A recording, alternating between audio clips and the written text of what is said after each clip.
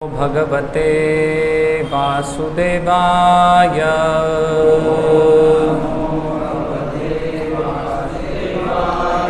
ॐ नमो भगवते वासुदेवाय।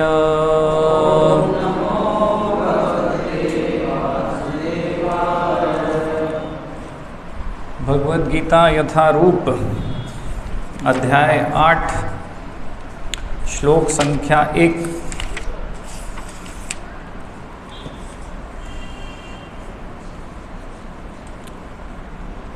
अर्जुन उवाच किं तद् ब्रह्म किमाध्यात्मम् किं कर्म पुरुषोत्तम अधिभूतं च किं प्रोक्तम् अधिदैवं किमुच्यते।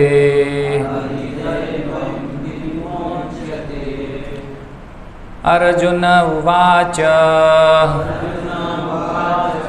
किं तद् ब्रह्म किमध्यात्मम् किं कर्म पुरुषोत्तम अधिभूतं च किं प्रोक्तम् अधिदैवं किम् उच्यते। अर्जुन उवाच किं तद् ब्रह्म किमध्यात्मम् किं कर्म पुरुषोत्तम अधिभूतं च किं प्रोक्तम् अधिदैवं किम् उच्यते।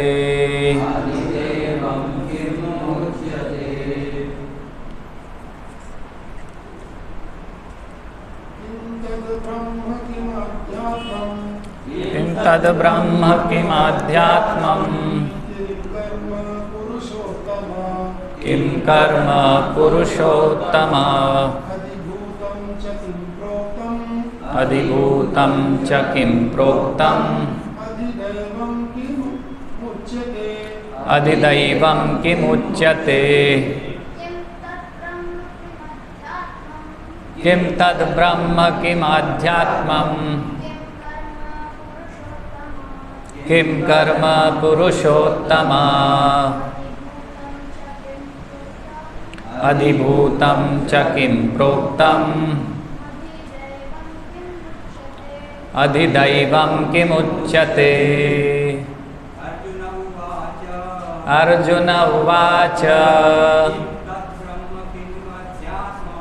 किं तद् ब्रह्म किमाध्यात्मम् किं कर्म पुरुषोत्तम अधिभूतं च किं प्रोक्तम् अधिदैवं किमुच्यते।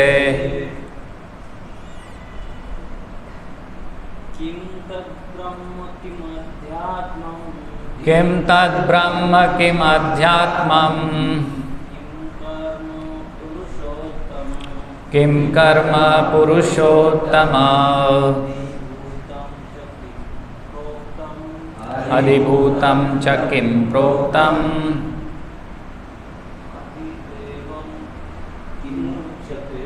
अधिदैवं किमुच्यते। माताएं किं तद् ब्रह्म किमाध्यात्मम् किं कर्म पुरुषोत्तम अधिभूतं च किं प्रोक्तम् अधिदैवं किमुच्यते।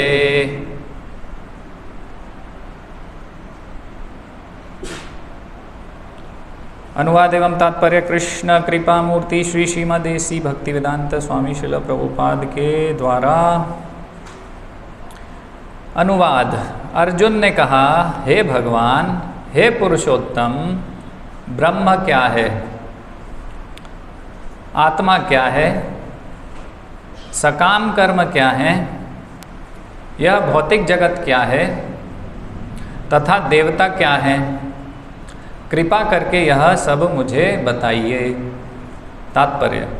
इस अध्याय में भगवान श्री कृष्ण अर्जुन के द्वारा पूछे गए प्रश्न ब्रह्म क्या है आदि प्रश्नों के उत्तर देते हैं। भगवान कर्म, भक्ति तथा योग और शुद्ध भक्ति की भी व्याख्या करते हैं। श्रीमद् भागवतम में कहा गया है कि परम सत्य ब्रह्म परमात्मा तथा श्री भगवान के नाम से जाना जाता है। साथ ही जीवात्मा या जीव को ब्रह्म भी कहते हैं।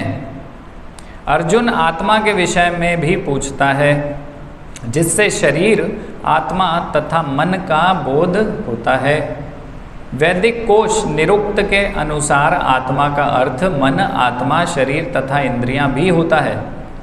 अर्जुन ने परमेश्वर को पुरुषोत्तम या परम पुरुष कहकर संबोधित किया है, जिसका अर्थ यह होता है कि वह ये सारे प्रश्न अपने एक मित्र से नहीं अपितु परम पुरुष से उन्हें परम प्रमाण मानकर पूछ रहा था, जो निश्चित उत्तर दे सकते थे। ओम अज्ञानतिमिरान्धस्य ज्ञानाञ्जनशलाकया चक्षुरुन्मीलितं येन तस्मै श्रीगुरवे नमः। श्रीचैतन्यमनोभीष्टं स्थापितं येन भूतले स्वयं रूपः कदा मह्यं ददाति स्वपदान्तिकं। वन्देऽहं श्रीगुरो श्रीयुतः पदकमलं श्रीगुरून् वैष्णवांश्च। श्रीरूपं साग्रजातं सहगण रघुनाथान्वितं तं सजीवं सा अद्वैतं सावधूतं परिजनसहितं कृष्णचैतन्यदेवं श्रीराधाकृष्णपादान् सहगण ललिता श्रीविशाखान्वितांश्च। नमः ओं विष्णुपादाय कृष्णप्रेष्ठाय भूतले श्रीमते भक्तिविकासस्वामिनिति नामिने। नमः ओं विष्णुपादाय कृष्णप्रेष्ठाय भूतले श्रीमते भक्तिवेदान्तस्वामिनिति नामिने। नमस्ते सारस्वते देवे गौरवाणी प्रचारिणे निर्विशेष शून्यवादी पाश्चात्य देशतारिणे। जय श्री कृष्ण चैतन्य प्रभु नित्यानंद श्री अद्वैत गदाधर श्रीवासादि गौर भक्त वृंद। हरे कृष्णा कृष्णा कृष्णा हरे हरे, हरे राम राम राम हरे हरे, हरे कृष्णा। तो थोड़ा थोड़ा सभी आगे आएंगे, क्योंकि कुछ भक्त थोड़ा लेट आते हैं तो पीछे उनको जगह मिल जाएगा बैठने का। अपने मोबाइल साइलेंट कर लीजिए, और जिनके पास बच्चे हैं वो थोड़ा बच्चों का ध्यान रखिएगा कि डिस्टर्ब ना हो अन्य भक्त।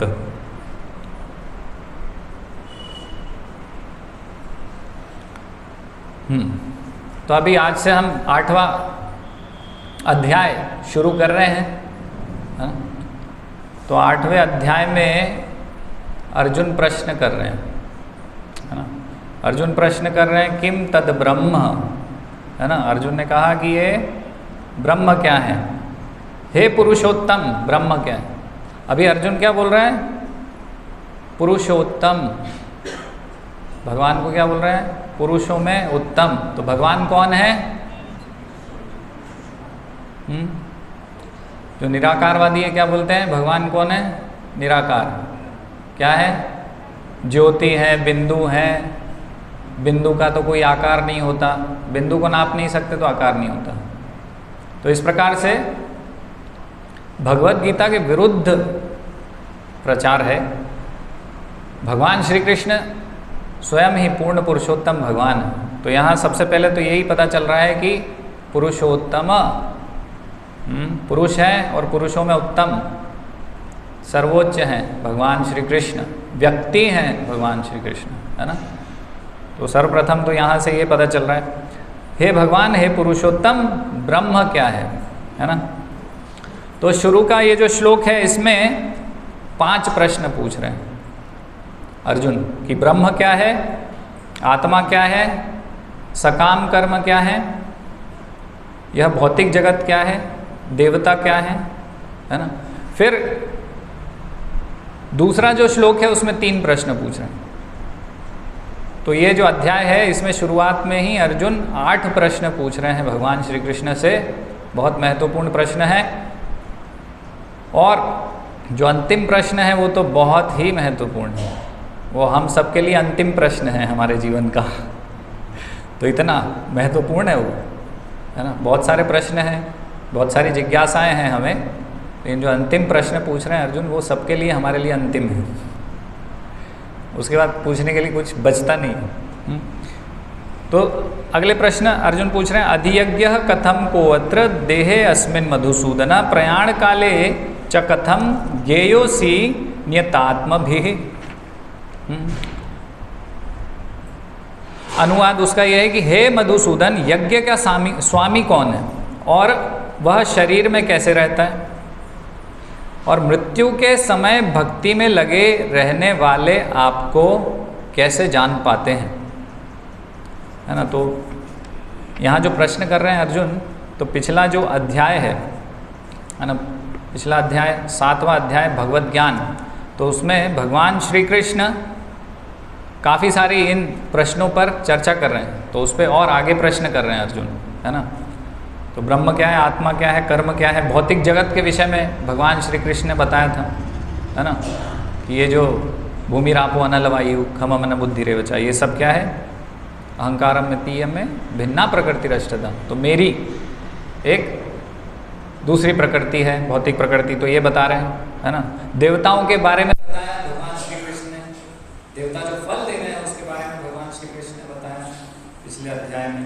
तो उसी पे ही और विस्तार से यहाँ पर चर्चा करने का जो प्रयास कर रहे हैं, प्रश्न कर रहे हैं, हाँ।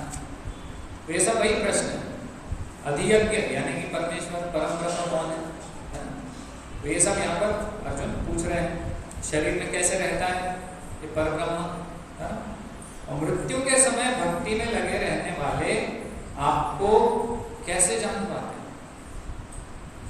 बहुत महत्वपूर्ण प्रश्न है कि मृत्यु के समय भक्ति में लगे रहने वाले आपको कैसे जान पाते हैं। अब ये प्रश्न अर्जुन क्यों कर रहा है, क्योंकि अगर हम 7वें अध्याय का आखिरी श्लोक, है ना, आखिरी श्लोक क्या है, साधि भूतादि दैवम माम साधि यज्ञम च ये विदुर प्रयाण काले अपि च माम ते विदुर युक्त चेतसः।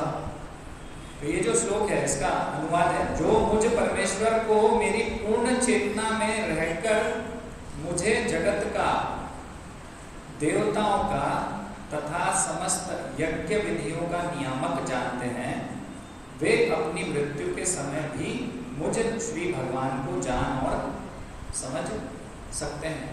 तो भगवान बता रहे हैं कि मृत्यु के समय मुझे कौन जान सकता है और समझ सकता है। तो मृत्यु के समय कौन जान सकता है, जो कि मुझ परमेश्वर को, यानी कि कृष्ण परमेश्वर है, परम ब्रह्म है, पूर्ण पुरुषोत्तम भगवान है, ये जो जानता है। और मेरी पूर्ण चेतना, पूरा कृष्ण भावना भावित चेतना होनी चाहिए, है ना।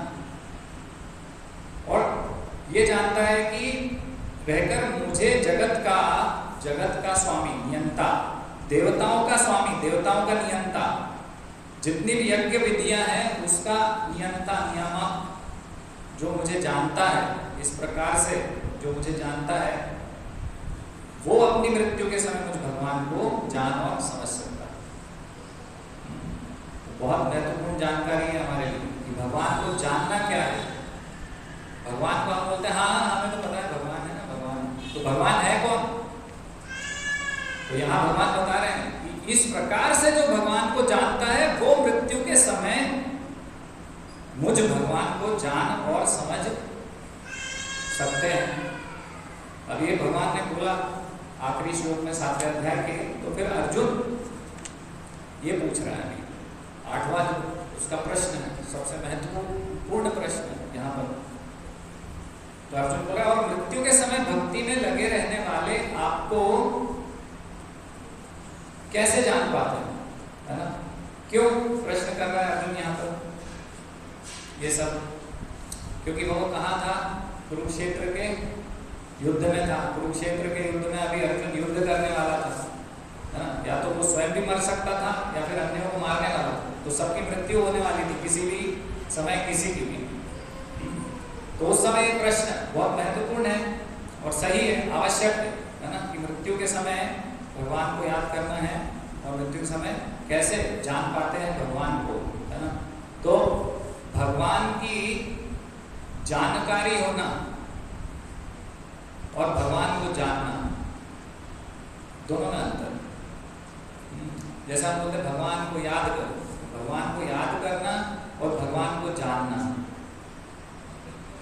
भगवान का मतलब याद होना कि हाँ भगवान है, और भगवान को जानना, दोनों में बहुत भेद है, जमीन और आसमान का भेद है। और भगवान पिछले अध्याय में जो आखिरी श्लोक में बोल रहे हैं, तो क्या बोल रहे हैं, विदुह, विदुह यानी जानने वाला।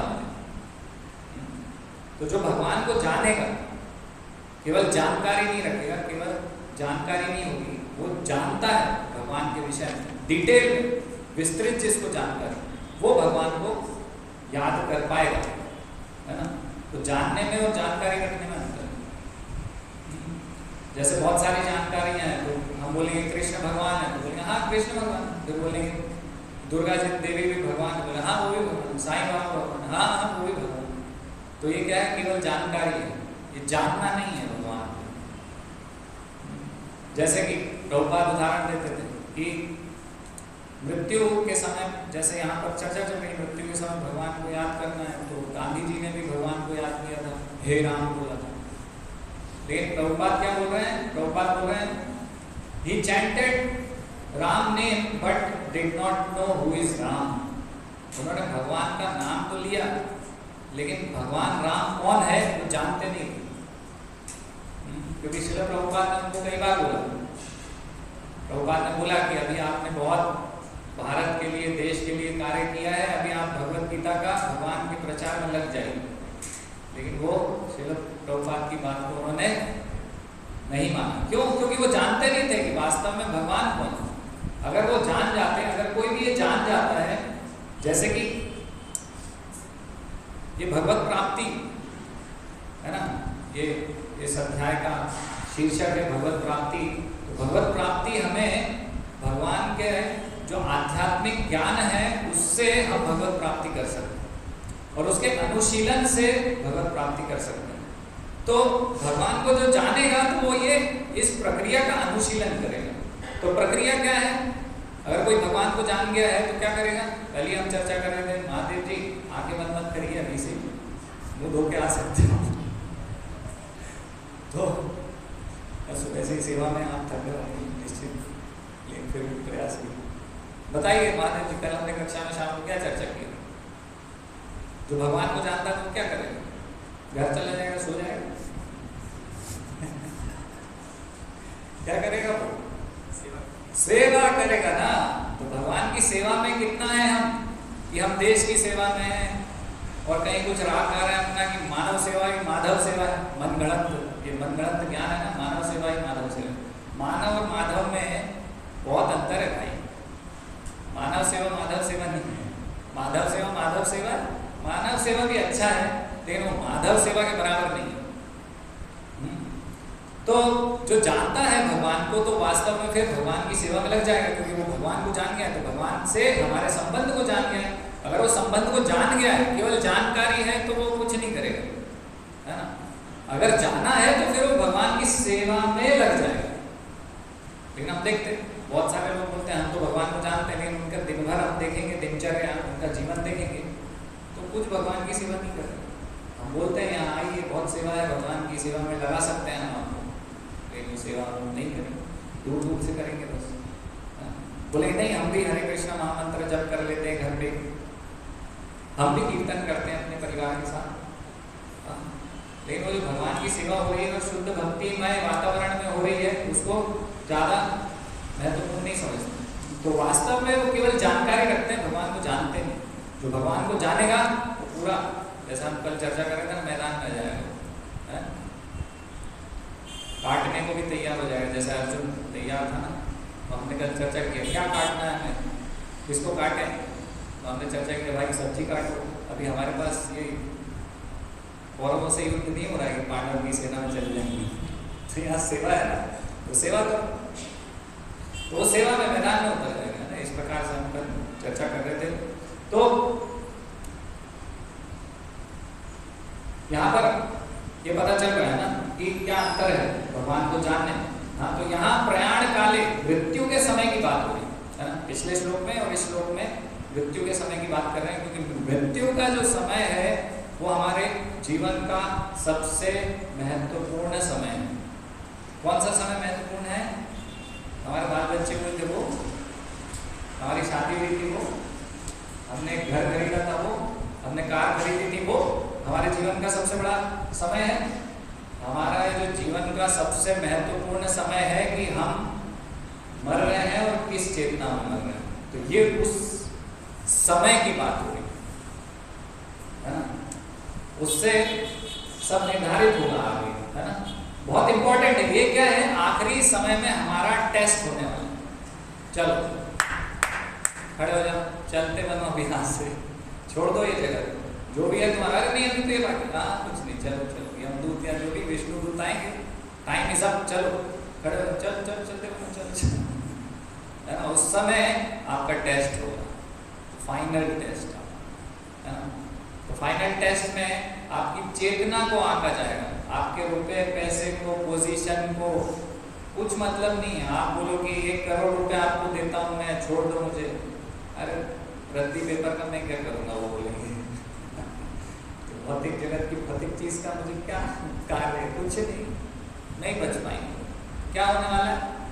आपका इवेल्युएशन, आपका टेस्ट जो होगा मृत्यु के समय, आपका टेस्ट होगा आपकी चेतना किस स्तर पे है ना। तो जिस स्तर की जो चेतना लेकर आप मरेंगे, उसका अगला गंतव्य आपको प्राप्त हो जाएगा।